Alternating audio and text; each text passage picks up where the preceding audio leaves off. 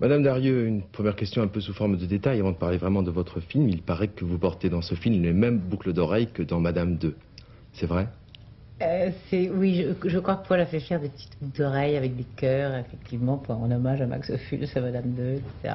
Ce ne sont pas les mêmes. Ce ne sont pas les mêmes, non. Non, non.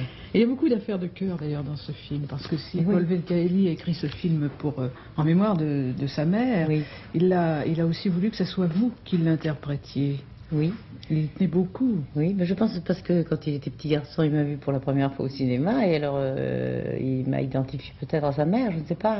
Puis je crois que c'était aussi un de vos admirateurs très profonds, puisqu'il oui, il a quelque chose comme 4000 photos de, Il paraît, oui.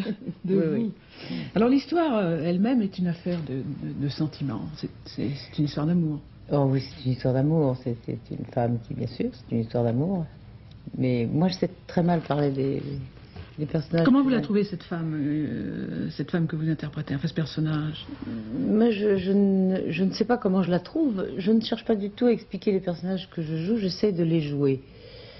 C'est très difficile à dire parce que je trouve que de parler des personnages, c'est l'auteur qui peut en parler. Par contre, l'interprète essaie de faire passer ce qu'a voulu écrire l'auteur, qui ne peut pas être tout seul puisqu'il faut une interprète pour jouer le rôle.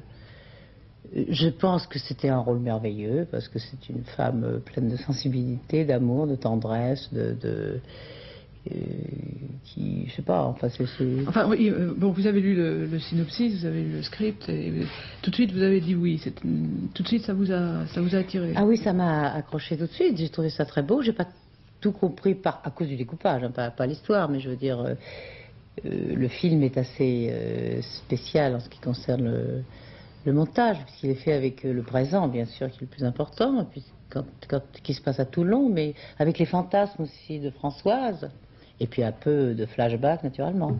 Il faut dire que c'est un personnage, bon, peut-être pas dur, mais difficile.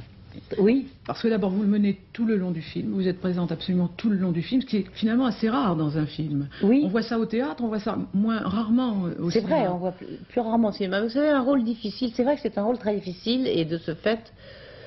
je dirais presque que c'est plus facile de jouer un rôle difficile que de jouer un rôle trop facile. Je ne sais pas si vous comprenez ce que je veux dire, parce qu'un rôle difficile et sensible, c'est un bonheur de tous les instants d'essayer de l'interpréter.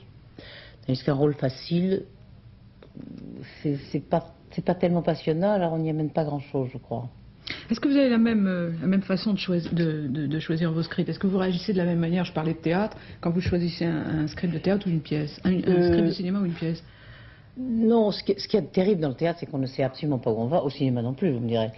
Mais enfin, au théâtre, comme on est là présent et qu'on répète pendant un mois en se disant c'est une aventure qui va durer et on ne le sait jamais, c'est très difficile de juger une pièce, parce que le public de théâtre, on ne sait pas tellement bien ce qu'il va aimer.